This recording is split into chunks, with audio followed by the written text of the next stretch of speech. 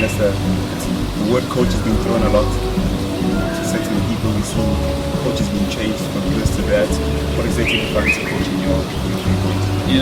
There are different connotations to the word coach. Yeah, because there are different levels of coaching.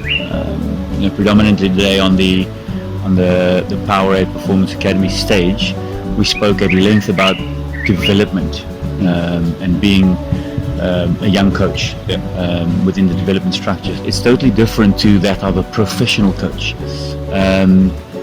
because one of the main reasons in my book is that professional coaches are more driven by results. Development coaches should be driven by learning rather than results, and so there's a different mindset to something like that. But I think the main ingredient for me is the passion for the game that you are coaching. I always say that my training sessions are driven by my intensity levels, and my intensity levels comes from the level of passion that I have for it. Sure. And so to get that message across is important to the players that you are coaching, to give them an understanding that these are the directions that you want to take them in, and so they buy into it. And once they do that, it makes your job a little bit easier as a coach to guide them on that path. So that is a couple of different meanings to it. Sure. I mean, what is the thought process that goes in terms of taking what you've defined as a coach and actually implementing that to happen in terms of the players themselves that you'll be obviously implementing? What is the thought process behind it? So it has to have a starting point. Sure. And if your starting point is talent identification, I've spotted that you are talented. Yeah. And I bring you into the structure, to the team environment. I need to paint the picture for you as to where the journey is starting, how it's going to unfold, where eventually we want to get you, what levels we want to get you to.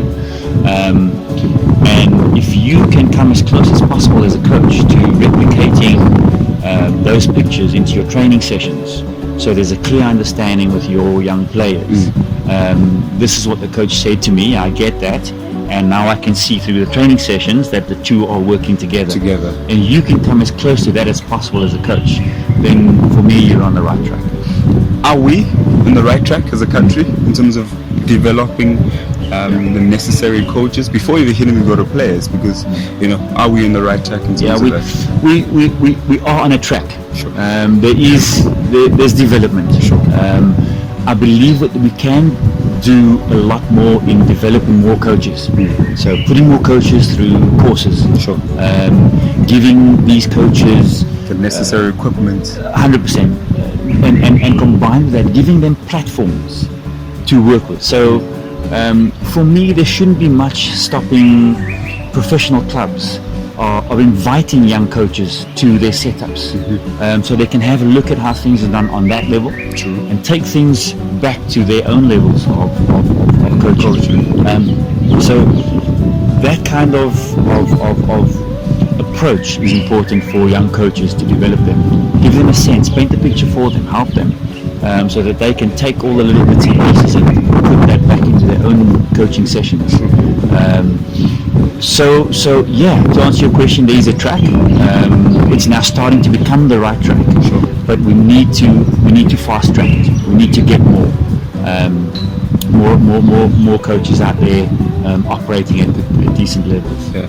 What is the most underrated thing in terms of coaching? Because to a certain degree, sitting outside as fans of a respective sport, we might think, nah, this is so easy, this is why not 1, 2, 3 happening. What is the most underrated thing in terms of your experience as being as a coach also, that the people are not really understanding? Or what is the most underrated thing in your experience?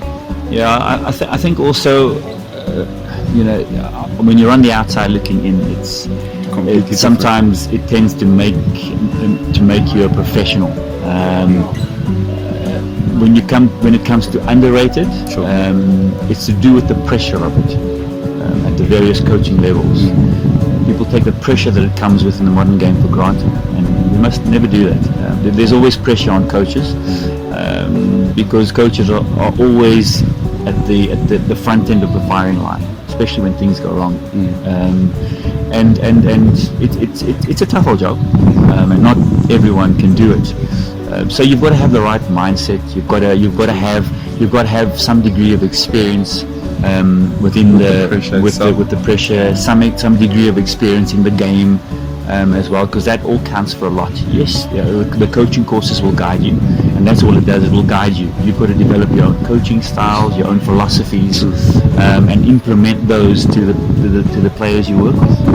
So there are a lot of different components that come with it. What is the most funniest thing that you've ever experienced as a coach? Sure. I mean, I'm not an old coaching head, so I've not been in the game for many years as a coach of any sort. But there are always little things, because you sometimes as a coach, the fact that you've been there, done that, and that's how you like to think of it. Sometimes, sometimes you're not quite there. But I got to tell you about the most challenging thing that's ever happened to me as a coach. And I think to this day, it's still quite a funny story. So I was coaching at Bidvest, and I was running the goalkeeping department there. That was about 7 years ago. I was about 45 at the time. Now I had the honor of having longevity in my career, and I officially retired as a professional goalkeeper at the age of 42. And this was 3 years later. I'd retired already. I was coaching at Bidvest, and in a matter of, I kid you not, 3 weeks, every single one of my goalkeepers went down injured, long-term injuries. The last goalkeeper in my pack was Emil Baron, who broke his leg against Orlando Pirates. And my coach was Clive Barker. I was assisting him at the time. And Clive said to me, "We've only got Jethrin, who's 16 years old at the time. What do you think?" And I said, "Don't do that. You make the decision." And of course he said to me, "Well, in that case, you play in the next game." Now, this given the fact that I hadn't trained at a decent level for 3 years, and I remember our next game was against Caxton, and it was during the game. And now this is 3 years later, so I'm 3 years older, and you don't see the ball that quickly anymore. You're trying to keep up with the pace of the game. Sure. In any case, we were leading the game 2-1.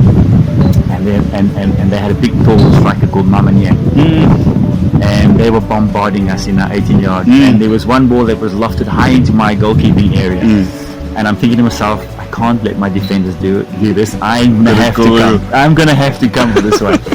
And I got there, and I didn't even know what happened.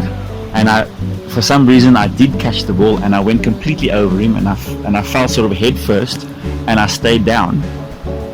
And the first thing, my teammates came to me and they were saying, "Are you okay, coach? Coach, are you okay?" And I remember getting up saying, "I'm not your coach right now, I'm your teammate. Call me a teammate." Wow. So that's a story that they still make fun of when I speak to some of the guys. Yeah. What inspires you? I think a lot of the times, even at your age, now you putting back into the game, but what inspires you? What inspires me is, aside from the game itself, what inspires me is the opportunities that I'm getting now to develop talent. Talent that I see as future professional footballers who could go on to greater heights. You know, when I run into someone on the street these days, the conversation always turns to, "Hey, we remember you from '96. You are our heroes." Now, it's about time that South Africa get new heroes. Fair enough. And I'm grateful to have the opportunity to try and develop these new heroes and play a part in developing these new heroes. And that's what inspires me. Sure.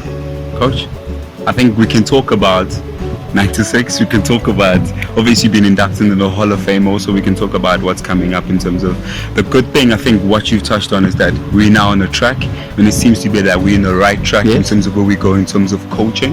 Are we on the right track in terms of players with the assistance of those coaches? Yeah, very good question. So we are on the right track, and I say this because I speak predominantly about what I see at my own club, Supersport United, and I do a lot of work with our academy players. I have at the moment, I have 2 top talented goalkeepers in my academy. The one is 13 and the one is 14, and I have no doubt that these 2 will go on to play abroad in the top leagues abroad, never mind in the PSL. I look at infield players that we have now, top talents that will want to represent South Africa one day. So we are in good, safe hands when it comes to the type of talent we have in our development ranks. And a platform like the Powerade Sports Academy gives us the opportunity to tell our potential young coaches that this is what we need to do. This is what we need to do, because the talent is there. This is how we need to guide them in nurturing that talent, so that that very same player that they are coaching now represents Bafana one day. I can never thank you enough for this interview. It's always a pleasure speaking to Legends. It's always a pleasure. I think it's, sorry? You're a pro at this, aren't you? I'm not. I'm Yes, really. you are. No, you are. I'm far from it. You are. I've done plenty of interviews in my life, and this is impressive. Really?